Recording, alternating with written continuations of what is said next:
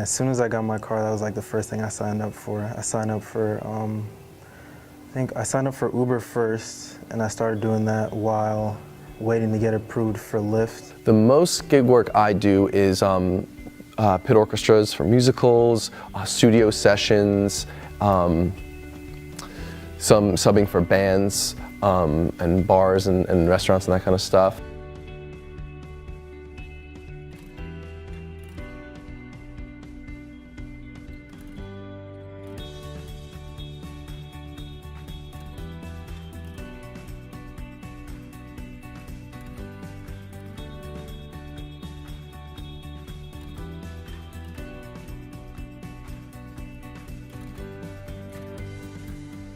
My name is Liam McGeary. I'm a fifth year here at Rutgers, majoring in jazz studies and music education.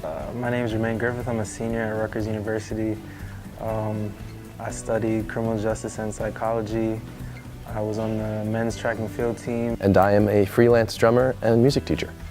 I do Lyft and Uber to help supplement paying for school. I think it's really cool meeting so many different people from all walks of life. Even if you don't end up talking to them and you're just like driving them and listening to them, it's just cool to imagine just like the completely different world that they're coming from or the world that they're in. I've had some bad experiences, but I relish more in the nicer people that I meet. Yeah, I play a couple different instruments. Drums is my main instrument, and it's what I primarily gig with, and it's my favorite part of doing it. It's my favorite part of making people dance, making people move. And just the energy that goes into it. So the money I make from Uber and Lyft, it takes care of gas. My car only takes about less than 40 bucks to fill up. So one ride can take care of that. And then everything else I usually use the money from Uber and Lyft just to supplement the income that I'm making, just to help take care of some extra bills. Maybe buy something extra I want, or I just save it towards something else. Most of the money that I get from gig work, I'll actually use to invest in more equipment to get future gigs. So I'll pick up a new instrument, I'll pick up a new stand or something that I would think benefit and make things easier for me. Because then you're investing that money into something else that will help you to keep networking and keep taking gigs. So when I get offered a gig, there's a couple of things I have to ask myself. The first is location. Where is it? What is my timing going to be for getting there and getting back and loading up all my equipment and getting it over there? And then the next is pay. And is the pay fit the distance I have to travel for that? I have to think of things like gas. I have to think of things like where am I gonna eat before and after? I have to make sure about all these things. And if I realize, oh, you know what, I'm really gonna lose a lot of money. Liam's ability to be selective about the gigs he takes is a luxury that most gig workers don't have.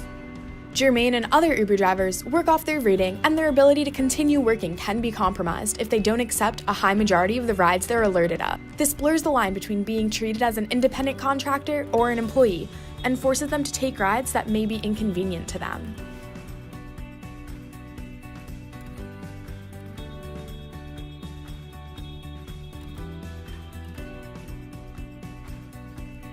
The times for me to get schoolwork done and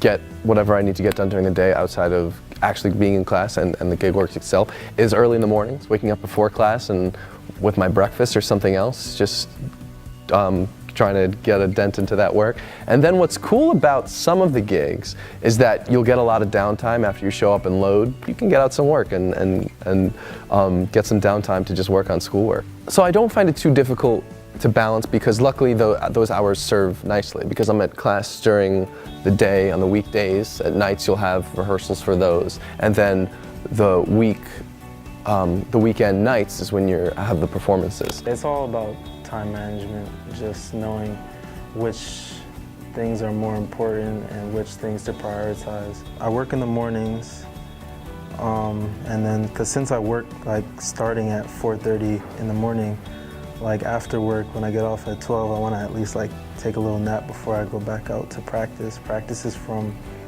around 4 to 6:30. Then like I might Uber in this area and then Uber going towards going back home. And then usually on my off days I might do it a little bit more. Jermaine and Liam's nonchalant attitude towards their busy schedules is very common for the 21st century college student. With tuition increasing every year and expectations of college students surpassing the expectations of previous generations, students are constantly working.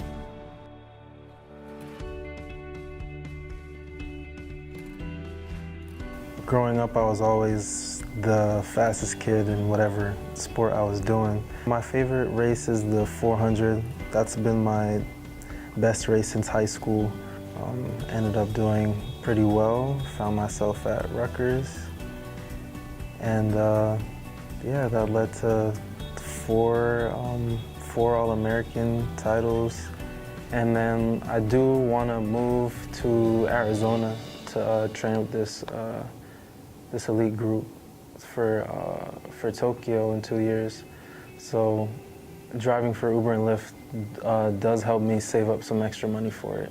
I still have control over my time when I can train. Recently I kind of reduced my driving time because I found that I was so like on top, the fact that I run and then driving and this constant foot motion was starting to irritate my hip flexor. So I had to like stop because I was doing it a lot. So I reduced my time. So in a way, it kind of negatively affected me. So I might not be doing it as much as I used to, but it definitely affects like the time I spend at home or time I could be with friends and family. While Jermaine uses Lyft and Uber for extra money and can afford to take time off when he gets injured, a lot of gig workers don't have health benefits or the financial stability to take off their gig work.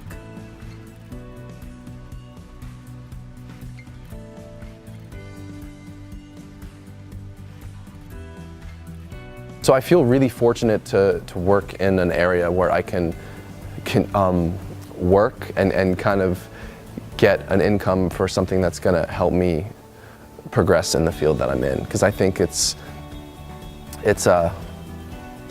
really helpful and encouraging to think, oh, this is something that I can work at and kind of sustain myself with a little bit, and it's rewarding. Some industries are more well suited for the gig economy, including jobs in hospitality, beauty services, and performance in music. The lack of gig economy in other industries has kept people stuck to the only options available, which usually include manual labor, driving, and other physical tasks unrelated to passion. It would be nice for there to be something that could fit into my career goals that could be similar to Uber and Lyft. Coaching is definitely something I'm really interested in and I'd want to do in the future. That would just be too much right now for me to be working as a manager at a gym, doing Uber and Lyft, practicing, and then trying to coach on top of that. I'm starting to run out of hours in the day to do all that. Gig work in the gig economy is a growing field, and while Jermaine and Liam are able to use the gig economy to their benefit and make extra cash and network towards their future career goals, not everyone experiences the same reality.